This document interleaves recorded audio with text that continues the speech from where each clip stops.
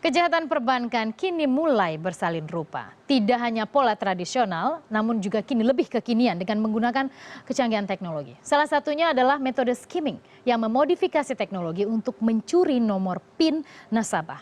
Lantas seperti apa sistem keamanan perbankan di tanah air?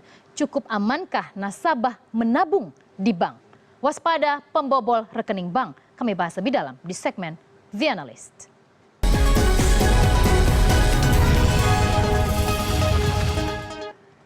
Dan sudah hadir di studio 2 CNN Indonesia, Ketua Yayasan Lembaga Konsumen Indonesia YLKI Tulus Abadi. Mas Tulus, terima kasih sudah bergabung bersama kami. Kita mungkin yang paling update ada BRI, tapi sebelumnya kita juga dengar ada berbagai aduan yang lain. Tapi khusus untuk kasus ini, mungkin lebih spesifik saya bicara skimming, nanti kita akan perlebar sedikit. Sebenarnya dari YLKI sendiri memandang skimming ini menjadi suatu yang selalu Anda terima sebagai aduan atau bagaimana? Iya, begini, kalau kita bicara pengaduan di YLKI, pengaduan perbankan itu memang selama 5 tahun terakhir menduduki rating paling tinggi di YLKI. Paling banyak paling tinggi ya, paling banyak. Memang bukan soal pembobolan yang paling tinggi, tapi bahwa keseluruhan dari apa yang diadukan konsumen adalah masalah perbankan itu menduduki rating tertinggi, dan terutama memang masalah kartu kredit, termasuk juga pembobolan kartu kredit dan juga pembobolan tabungan nasabah. Ini menjadi satu kasus yang sebenarnya ini kasus lama, tapi memang mengalami modernisasi terhadap upaya-upaya pembobolan itu yang saat ini memang bukan sekedar lewat ATM, tapi sudah melalui IT, Information dan Teknologi, terkait dengan masalah penggunaan software dan segala macam yang saya kira ini harus diwaspadai bukan hanya oleh pihak perbankan, tapi juga oleh kepolisian. Bahkan ini kan bukan jaringan nasional, tapi sudah multinasional.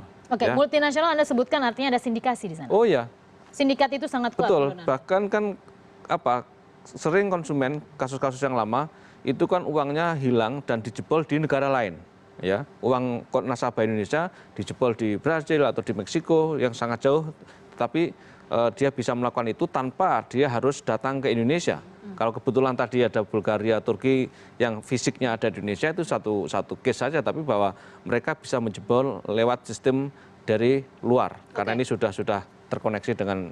Tapi sebagai nasabah bank, misalnya saya hanya ingin uang saya aman. Sesederhana itu sebenarnya. Menurut Anda sudah cukup secure-kah sistem keamanan perbankan? Ya, sebenarnya ini jelas memukul rasa aman terhadap kita menyimpan uang di bank. Walaupun ini terkait trust juga loh, Mas. Trust dan inti dari perbankan kan trust. Walaupun pihak perbankan kan mengganti kan, tapi ini menimbulkan rasa tidak nyaman dan tidak aman. Sekalipun tadi diganti. Apalagi ini hari menabung nasional, kalau nabung aja nggak aman kan orang jadi nggak mau nabung. Iya, makanya ini tantangan besar bagi perbankan Indonesia untuk membuat sistem proteksi perbankan kepada nasabahnya yang lebih safe. Menurut Anda sudahkah mereka melakukan hal itu kalau masih bisa dilakukan? Ya, upaya fisik mereka sudah melakukan.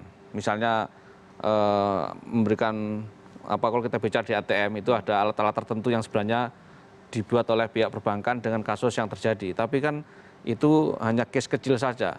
Yang lebih besar, yang notabene sudah menggunakan sistem IT, itu belum dilakukan. Misalnya pihak perbankan belum mengedukasi konsumen secara masif untuk bagaimana menghindari upaya penjebolan itu, terutama lewat internet banking. Jadi sekarang ini yang lebih berbahaya adalah di satu sisi ada kebutuhan yang sangat tinggi dengan teknologi yang saat ini, dengan internet banking, phone banking, tapi ternyata security system baik dari security systemnya sendiri maupun perilaku nasabah belum mendukung untuk itu. Baik. Jadi misalnya gini, kalau kita menggunakan internet banking dengan sistem software yang tidak pernah diupdate, itu berbahaya.